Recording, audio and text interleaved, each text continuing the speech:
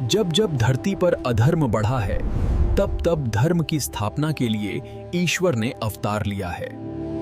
यही कथा है सत्य की, यही कथा है मर्यादा की, यही कथा है श्री राम की बाकी रामायण।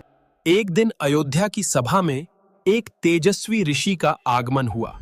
तप से प्रज्वलित मुख पर तेज और नेत्रों में करुणा का प्रकाश लिए पहनसन वे थे महर्षि विश्वामित्र।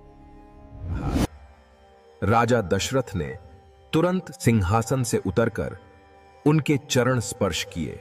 गुरुदेव, आज अयोध्या का सौभाग्य है कि आपके चरण पड़े हैं। कृपया आदेश दें, किस कारण आप पधारे हैं? राजन, मैं अत्यंत आवश्यक कार्य हेतु आया हूं। मेरे आश्रम में जहां तप और यज्ञ से आकाश गूंजता था, अब राक्षसों का अत्याचार हो रहा है।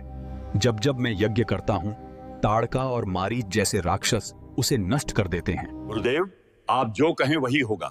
मेरे राज्य के श्रेष्ठ योद्धा, सेनापति, यहाँ तक कि मैं स्वयं भी आपके साथ चलने को तैयार हूँ। राजन, मुझे न सेना चाहिए न राजा का बल, मुझे चाहिए आपका पुत्र पाया, श्री राम। गुरुदेव, राम? वे तो अभी किशोर अवस्था में हैं। उन्होंने कभी रणभूमि नहीं देखी। वे कोमल हैं, नाजुक हैं। आप जानते हैं ताड़का और मारीच कितने बलशाली राक्षस हैं।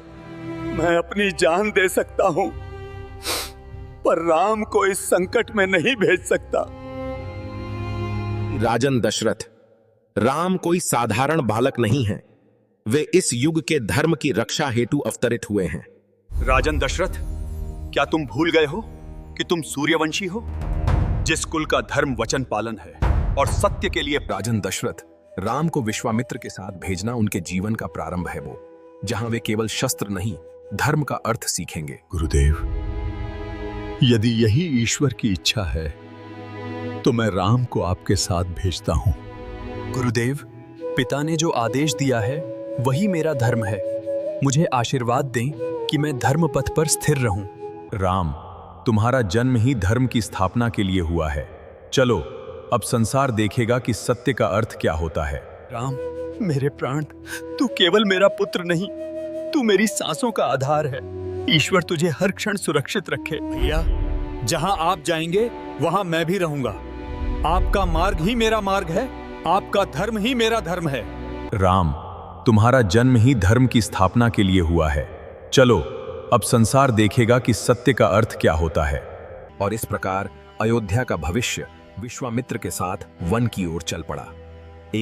एक ऋषि, 2 राजकुमार और उनके कदमों के साथ शुरू हुई धर्म की यात्रा।